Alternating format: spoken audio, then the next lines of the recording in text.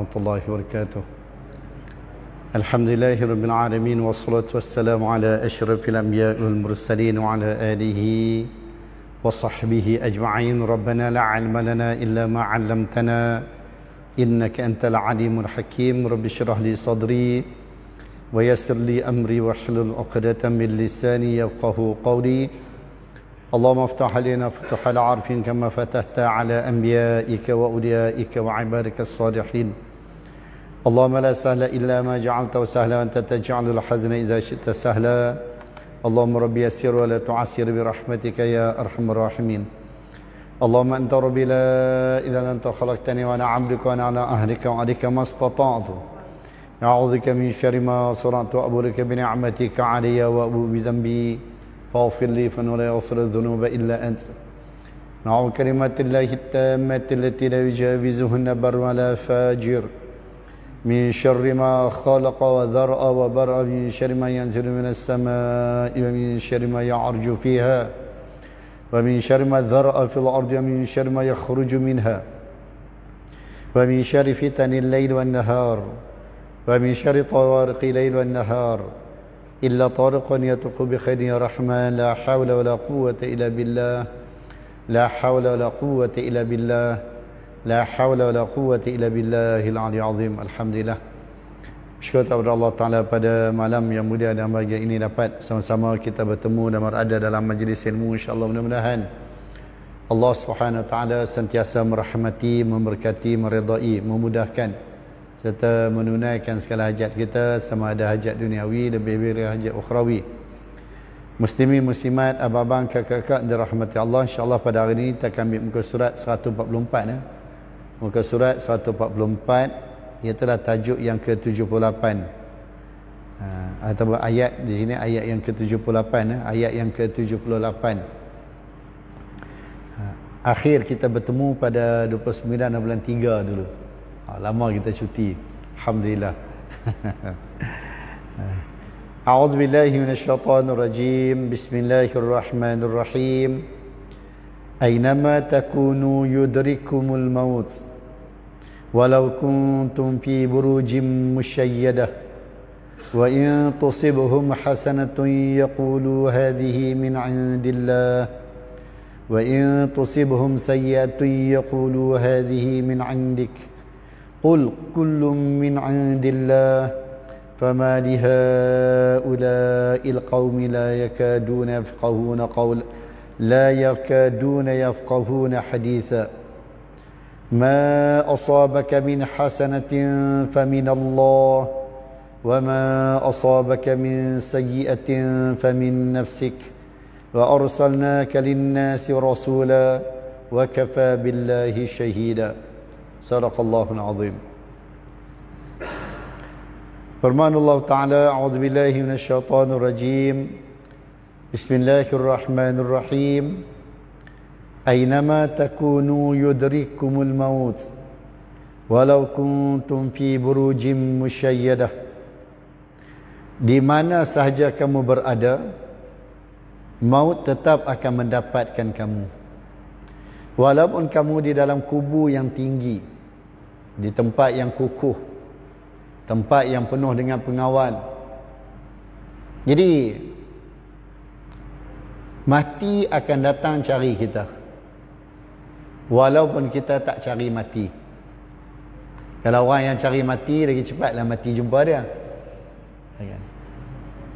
Maka sebab itulah Sayyidina Abu Bakar radhiyallahu anhu, dia kata apa? Utlubul maut yuhibulakal hayah.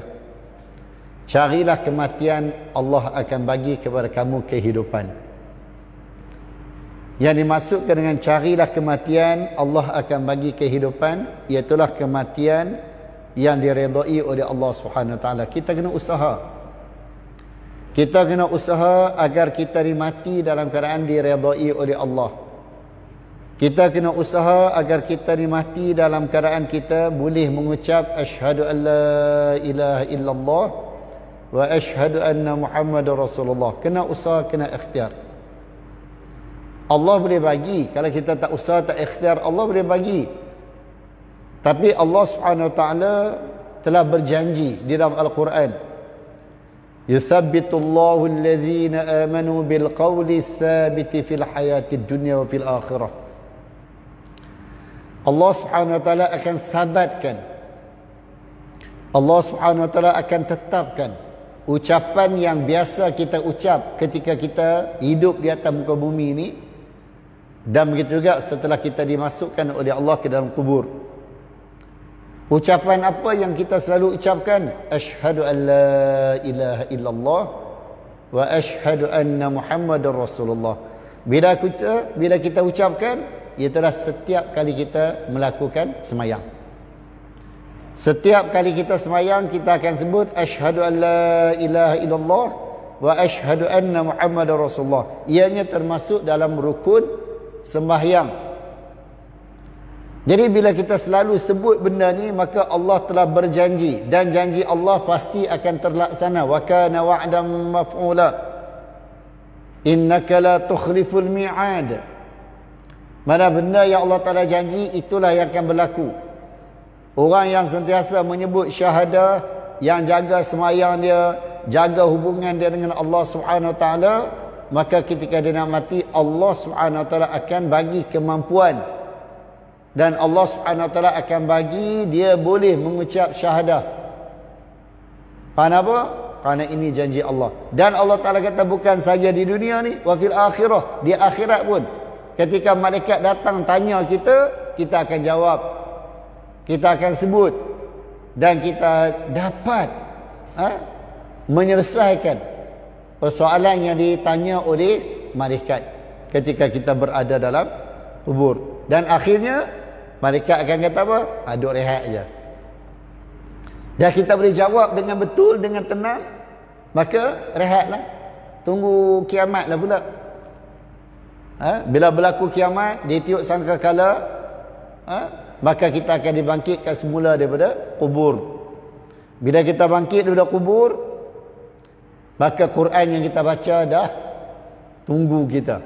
Masa kita dalam kubur, sementara nak tunggu datangnya kiamat, semayang akan teman kita, puasa akan teman kita, zakat akan teman kita, amal soleh yang kita buat akan kawan dengan kita, teman kita. Masya Allah. Cerita bayang ni, tempat yang ghurbah disebut oleh Nabi SAW, ghurbah, itulah tempat yang asing bagi kita. Bila kita berada di tempat yang asing dan kita tak kenal siapa-siapa, kita rasa macam mana? Sudah pasti kita akan rasa susah, kita akan rasa cuak, kita akan rasa macam-macam. Tapi dalam keadaan macam tu, tiba-tiba kita bertemu dengan orang kampung kita, contohnya kan. Tanya-tanya, cikgu daripada Lenggong ke? Contohnya kan. Jadi kita rasa macam mana? Kita rasa seronok tak? Seronok. Seolah-olah kita rasa macam kita ni ada orang yang akan membela kita.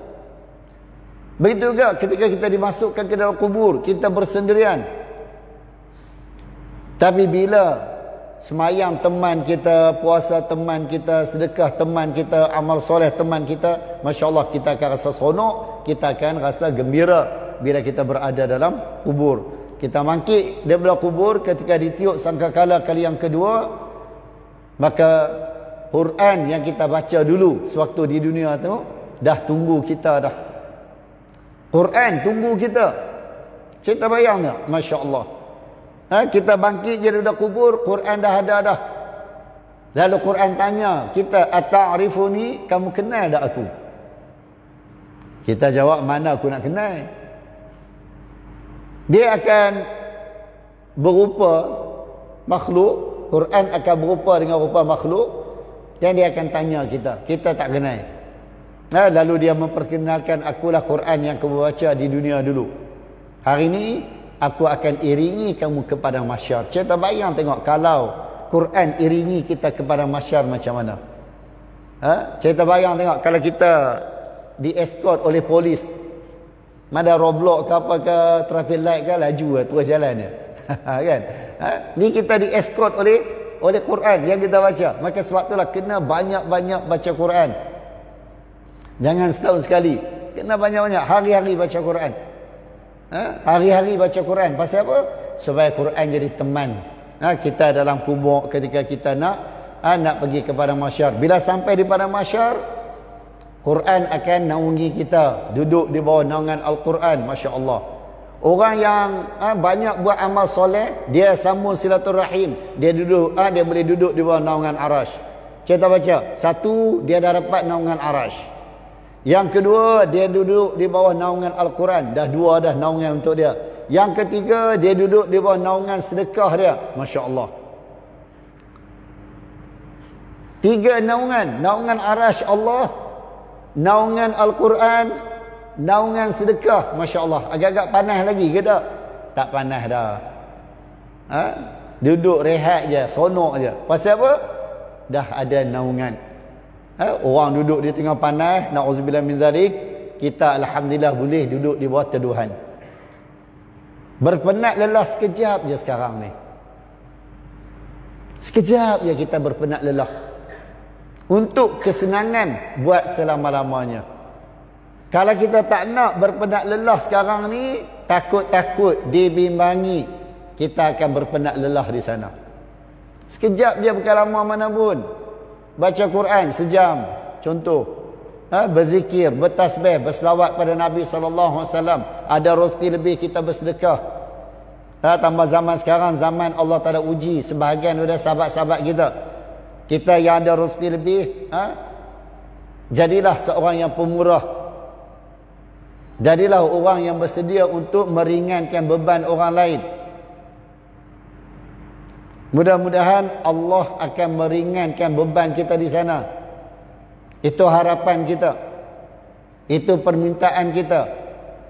Jangan kita berkira dalam kita melakukan amal soleh ni, dalam kita melakukan kebaikan, jangan kita berkira, sebab Allah Ta'ala tidak pernah berkira dengan kita. Walaupun amalan kita sikit, time makan tetap datangnya makanan kita. Walaupun amalan kita sikit, time tidur boleh lena elok. Pasal apa? Pasal Allah Ta'ala tak berkira dengan kita. Maka kita juga jangan berkira bila nak buat kebaikan. Kita juga jangan berkira bila nak buat kebajikan. Buat sebanyak yang boleh kita buat. Sebab Allah Ta'ala sebut dan pesan pada Nabi SAW, فَإِذَا فَرَغْتَ فَانْصَبْ. Bila kamu selesai, buat pula. Selesai, buat pula. Cinta bayangnya Allah Ta'ala pesan pada Nabi ni, wahai Muhammad, kamu selesai ibadah, buat pula. Buat ibadah lain pula. Kita tak selesai sudah. Bila? Esok pula lah. Kan? Tapi tak apa, janji kita buat juga. Janji kita boleh lawan hawa nafsu kita yang malas ni. Sebab kalau kita tak bersedia untuk lawan hawa nafsu kita ni, memang sampai bila kita takkan mampu untuk buat amal ibadah. Kena lawan. Bila kita pegang je Quran, dah mula dah macam-macam nafsu memberontak. Bila kita nak mula berzikir ya, nafsu dah mula memberontak. Nak berselawat, nafsu mula memberontak. Antara halangan kita ialah himpun. Antara halangan kita untuk buat ibadah ni ialah himpun. Itu sebab pada peringkat awal ni kita tak jauh dulu handphone kita. Tambah kita yang ada geng ramai pula, yang ada banyak grup pula. Masya Allah, sat-sat masuk mesej. Kalau boleh masa kita nak buat amal ibadah tu, silent kan kita punya ni, tak usah bagi bunyi. Kalau bunyi pakai tak jadi kerja dah.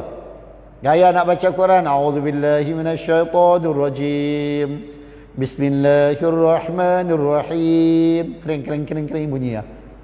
Tengok dulu baru bismillah, tengok dulu, baca, jawab dulu, balas balik, jawab balik, balas balik, jawab. La sadaqallahul azim. Tak ada apa. Ini cabaran. Buat masalah ni. Maka sebab itulah peringkat awal ni kita tak jauh dulu. Peringkat awal ni kita silent dulu. Supaya ianya dapat membantu untuk kita bagi tumpuan kepada ibadah kita.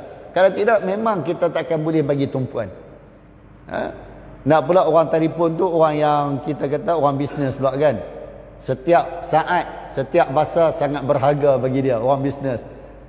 Betul? Dia tak nampak baca Quran tu lebih berharga. Dia tak nampak berzikir itu lebih berharga, berselawat pada Nabi SAW lebih berharga. Maka sebab itulah kita kena lapangkan masa kita untuk kita buat ibadah. Lapangkan masa kita untuk kita melakukan amal soleh. Kalau kita tak bersedia untuk melapangkan masa kita, jangan duk haraplah kita nak ada masa lapang. Tambah sekarang ni memang orang sibuk. Dunia sekarang ni menyibukkan manusia. Dunia menyibukkan manusia.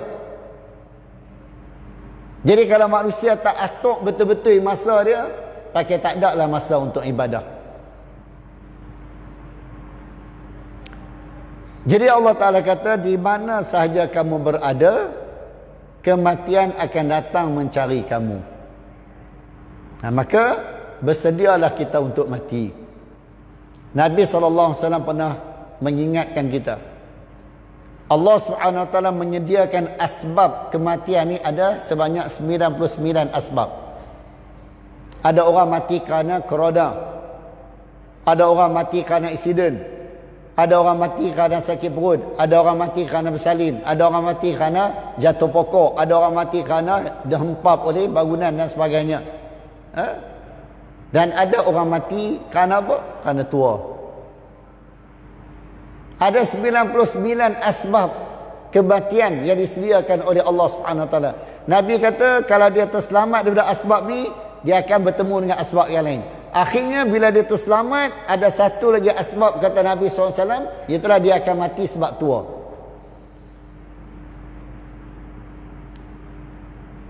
Jadi bila kita tahu bahawa kita ni akan mati, kita tahu kita akan balik bertemu Allah SWT, maka buatlah persiapan, buat persediaan.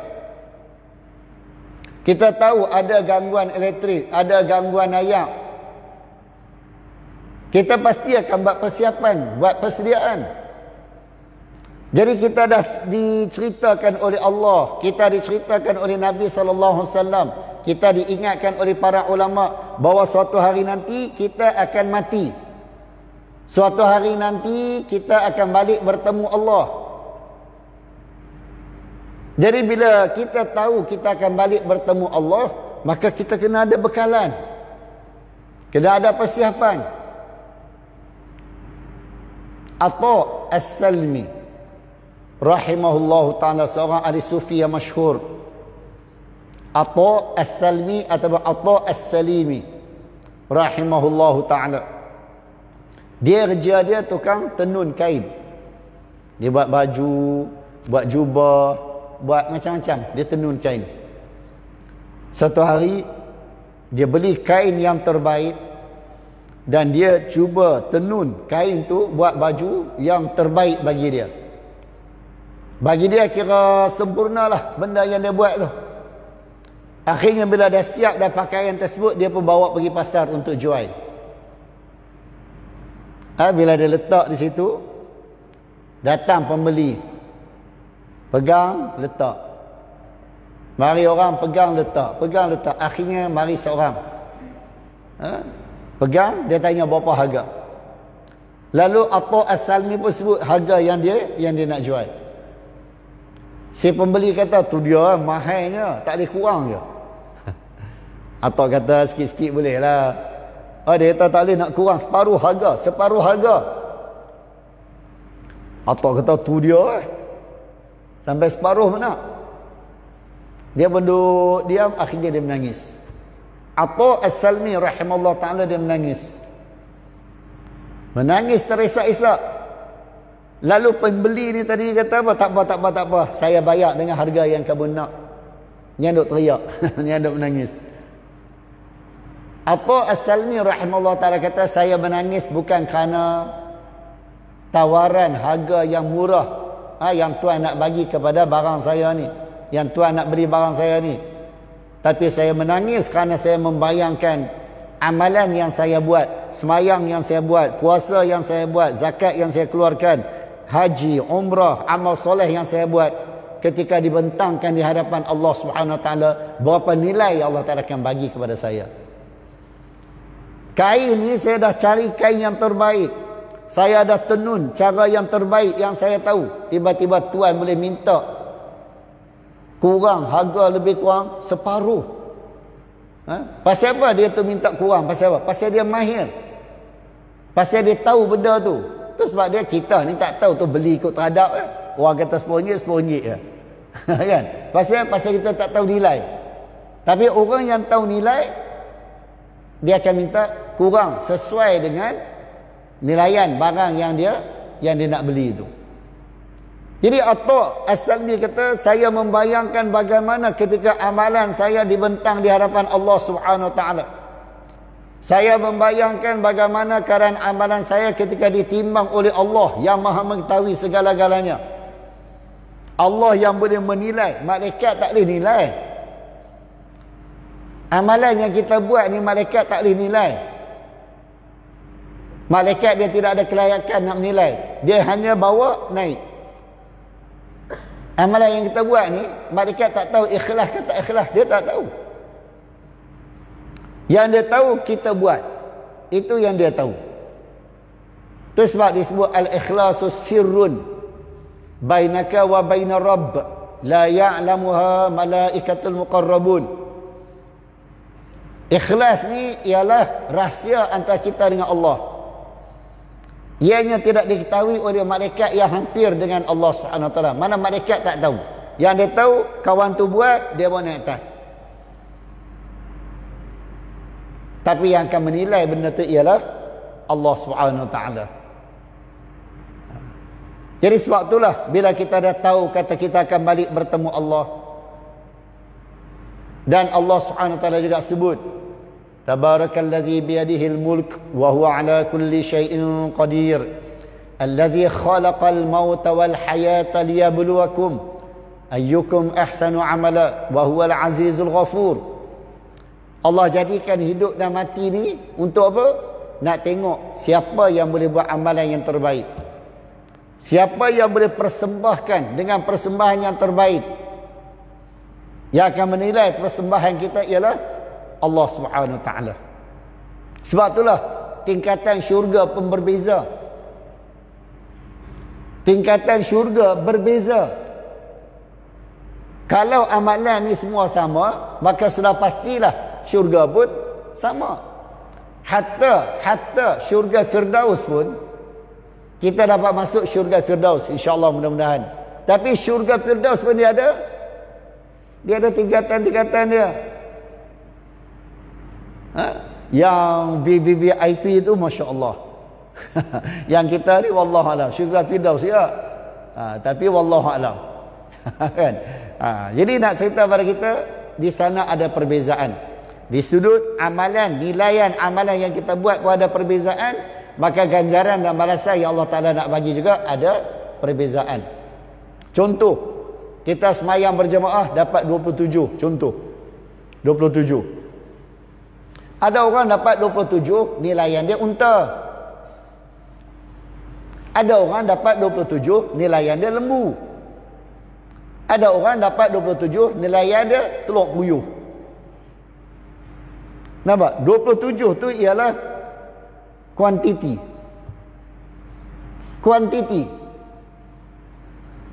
Tapi kualitinya ialah melihat kepada amalan yang kita buat. Kalau amalan yang kita persembahkan kepada Allah Subhanahu Wa Taala tu baik, cantik, elok, maka mungkin 27 tu ialah unta. Tapi kalau amalan yang kita buat tu tak apa cantik, tak apa nak elok, 27 tu ialah telur burung puyuh mungkin. Jadi sahabat-sahabat muslimin dan rahmati Allah, wa in tusibuhum hasanatun yaqulu wa hadhihi min indillah. Dan jika kamu memperolehi kebaikan, nescaya mereka akan berkata ini adalah anugerah dari sisi Allah. Ini golongan munafiqin, golongan kufar. Ketika mereka menilai Nabi SAW, bila Nabi dapat kemenangan, bila Nabi dapat harta ghanimah, bila Nabi dapat kebaikan, maka mereka kata ini adalah kurniaan Allah. Bolehlah, nasib lah tu Allah nak bagi. Mereka tak nampak nilaian diri Nabi SAW. Sedangkan kita dituntut, disuruh untuk mengangkat dan mengagungkan diri Nabi kita Muhammad sallallahu alaihi wasallam, sehingga Allah Taala sebut la tarfa'u aswatakum fawqa sautin nabi wa la tajharu lahu bil qawli ka jahri ba'dikum li ba'd. Nak angkat suara depan Nabi pun dilarang, ditegah. Cuma di zaman Rasulullah SAW ada Arab Badui datang jumpa Nabi. Arab Badui ni kebiasaan mereka bila jumpa orang yang mereka sayang, orang yang mereka suka, orang yang mereka kasih, dia akan bercakap dengan suara yang lantang. Suara kasar. Sehingga sahabat kata, uskut fa innana, diam, kerana kita diperintah, kita disuruh untuk merendahkan suara di hadapan Nabi sallallahu alaihi wasallam. Badui ni kata, tak, aku tak mau. Sebab menjadi kebiasaan kami bila sayang dan kasih kepada seseorang, kami akan panggil dengan suara yang kuat. Rasulullah pun okey, layan elok. Sebab Rasulullah tahu nilaian ataupun tahu keadaan setiap kabilah yang ada di sekeliling Mekah dan Madinah. Di sini menunjukkan pada kita bahawa Rasulullah ni ada thaqafah. Rasulullah ni ada maklumat. Kita jangan anggap Rasulullah ni ummi, tak tahu baca, tak tahu menulis, betul Rasulullah tak kerti. Tak, Rasulullah ni orang yang muthaqaf, orang yang mengetahui, orang yang kita kata mendapat maklumat. Pasal apa Nabi suruh sahabat-sahabat pergi ke Habasyah? Pasal apa? Sebab Nabi tahu Raja Habasyah adalah raja yang adil. Mana kata Nabi ada maklumat, Nabi ada ilmu pengetahuan. Ketika perjanjian Hudaibiyah, balik buka sirah, baca kisah perjanjian Hudaibiyah. Setiap orang yang datang berunding dengan Nabi sallallahu alaihi wasallam, Rasulullah tahu kepribadian dia. Kawan ni macam ni, kawan ni macam ni, kawan ni macam ni. Kita baca kisah peperangan Badar. Kisah peperangan Badar. Bagaimana Nabi sallallahu alaihi wasallam pergi cari maklumat. Nabi SAW keluar pergi cari maklumat. Tanya berapa ramai tentera Quraisy yang datang. Orang tu kata jumlah saya tak tahu. Lalu Nabi tanya hari-hari mereka duduk sembelih berapa ekor unta. Lalu lelaki ini kata kadang-kadang 9, kadang-kadang 10. Maka Nabi dah tahu dah. Nabi dah tahu dah. Kalau 9 ke 10 ekor unta sehari mereka sembelih, mana kata bilangan mereka tak kurang daripada 1000 orang. Antara 900 ke 1000 orang. Mana Nabi ada thaqafah, Nabi ada maklumat. Kita sekilo beras boleh makan berapa orang? Sahabat mai. Sekilo beras kalau masak berapa orang boleh makan? Mungkin kita tak tahu. Tapi hari-hari makan nasi. Oh, ni bukan kerja saya, ni kerja tukang masak. Betul lah kerja tukang masak, tapi tak salah kan kalau kita dapat maklumat benda tu, dapat ilmu benda tu, tak salah kan? Okey lah. Sekok kambing boleh makan berapa orang? Orang Melayu boleh buat satu kampung sekok kambing. Arab sekok kambing dia seorang je tiba. Tak ada kira. Kita di negara Arab ni, nasi tu jadi lauk. Nasi sikit je, lauk dia Masya Allah menimbun. Kita di sini dah nasi menimbun, lauk sikit je. Sebab itulah bila pergi sana kebanyakan orang Melayu makan tak habis. Bukan makan nasi tak habis, makan lauk tak habis. Sebab memang menimbun dia punya lauk dia. Jadi beza. Jadi nak cerita pada kita, perlu ada maklumat, perlu ada ilmu, perlu kita membaca. Kita baca dalam Quran Allah Ta'ala cerita kisah Rum, kan dalam surah Ar-Rum, Ghulibatir Rum fi adnal ardi wa hum min ba'di ghalabihim sayaghlibun fi bid'in sinin lillahi amru min qabli wa min ba'du wa yawma idzin yafrahul mu'minuna bi nasrillah. Rasulullah cerita kat sahabat, ini wahyu. Okey, wahyu. Rasulullah cerita pada sahabat wahyu yang turun pada Nabi SAW. Nak cerita kata ini maklumat apa kena mengena dengan Rom. Rasulullah duduk di tanah haram, duduk di Madinah. Apa kena mengena dengan Rom, dengan Parsi, dan tak ada apa lah. Tapi tak. Kita sebagai seorang Muslim, kita perlu ada maklumat apa yang berlaku kepada negara jiran kita, apa yang berlaku kepada dunia Islam sekarang. Maka kita perlu ada sedikit maklumat untuk bekalan kita. Ini layaklah Nabi SAW menjadi seorang ketua negara, tahu belakang-belakang.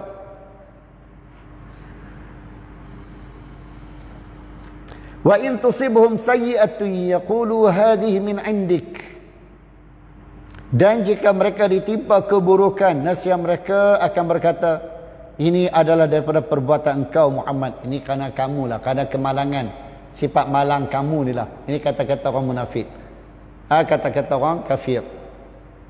Dan ulama kata benda ni apa yang berlaku dalam peperangan Badar, dalam peperangan Uhud. Dalam peperangan Badar, Nabi SAW mendapat kemenangan.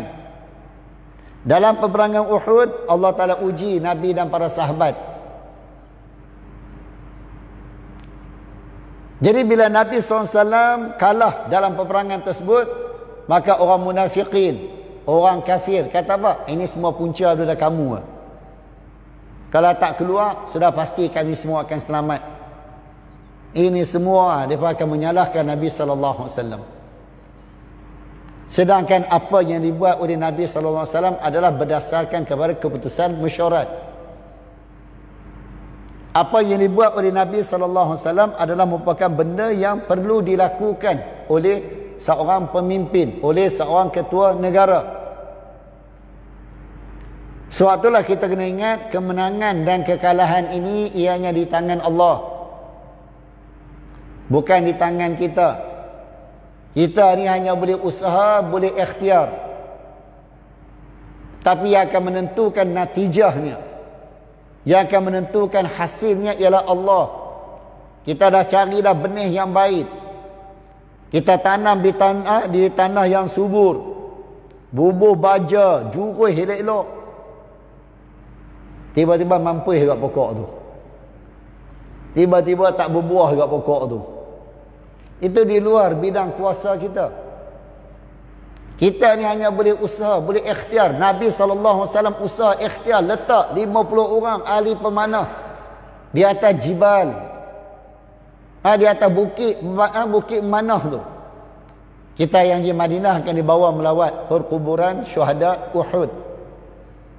Dan kita juga akan ditunjuk oleh mutawif kedudukan bukit rumah, dia panggil bukit yang diduduki oleh 50 orang pemanah. Tapi akhirnya bila mereka diuji oleh Allah Ta'ala dengan kesenangan, 40 orang turun, tinggal 10 orang je di atas bukit tu. Khalid ibn Walid radhiyallahu anhu dan Akrimah bin Abi Jahal radhiyallahu anhu ajma'in, sebelum mereka masuk Islam, maka ambil peluang tu. Khalid kata pada hari tersebut ada sahabat yang dia bunuh dengan sekali cucuk 2 orang mati. Khalid ibn Walid radhiyallahu anhu. Terus sebab bila dia datang Madinah memeluk agama Islam, dia nak masuk Islam, malu dia di hadapan Rasul sallallahu alaihi wasallam. Membayangkan berapa ramai sahabat Nabi yang dibunuh oleh dia. Betapa dia pernah menyakiti Rasul sallallahu alaihi wasallam. Bila dia kata, ya Rasulullah, doalah agar Allah Ta'ala ampuni dosa-dosaku. Aku bunuh sahabat, aku menyusahkan kamu ya Rasulullah, doalah mudah-mudahan Allah Ta'ala ampuni dosa-dosaku. Rasulullah kata apa? Amma ta'lamu ya Khalid annal Islam yajubu ma qablah, atau kama qala alaihi wasallam. Tidakkah kamu ketahui wahai Khalid, sesungguhnya Islam telah menghapuskan semua keburukan yang kamu lakukan sebelum ini. Masya Allah. Seronok Khalid ibn Walid, seronok. Kenapa? Kerana kesalahan dan dosa dia telah diampuni oleh Allah Subhanahu Wa Taala. Dia dan dua orang kawan dia lagi pergi bertemu dengan Nabi SAW mengiklankan Islam mereka selepas daripada Nabi SAW menunaikan Umratul Qadha. Ya, telah selepas daripada perjanjian Hudaybiyah dan sebagainya, Nabi pergi buat Umratul Qadha. Maka lepas pada itulah Nabi SAW, sebenarnya Nabi ni tergesa-gesa balik ke Madinah kerana Nabi dan sahabat-sahabat dihalau keluar. Tak bagi masa yang lama, selesai je terus balik. Sehingga Nabi bercadang nak buat kenuri hari itu. Lalu Quraisy kata kami tak kelapang. Itulah kalau bahasa kampung kita gitulah. Kami tak kelapang kepada kenuri kamu. Balik. Oh, mui kasar. Kasar mereka dengan Rasulullah SAW. Akhirnya selang beberapa tahun Allah Ta'ala rezekikan Nabi dengan Fatu Mekah. Baca sirah Nabi SAW sangat menarik. Boleh dijadikan sebagai panduan dalam kehidupan kita.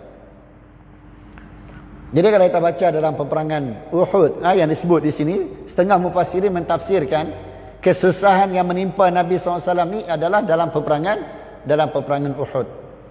Sehingga disebut seorang sahabat kerana dia menahan panah lembing, senjata-senjata yang datang ke arah Nabi SAW, sehingga di belakang dia kata sahabat yang lain seolah-olah macam duri landak.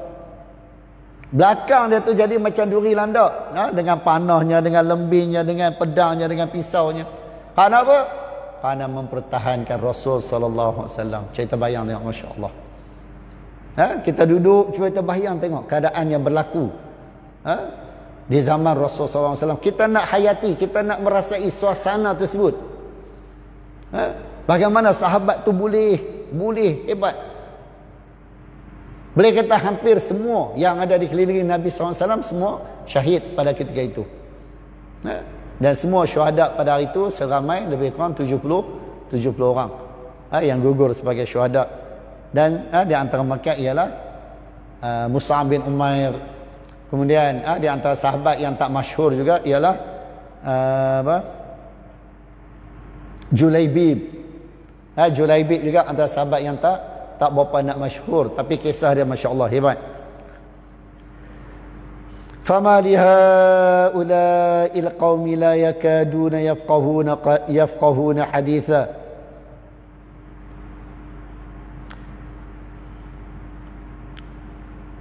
Qul kullun min 'indillah fama li haula'il qaumi la yakaduna yafqahuna haditha.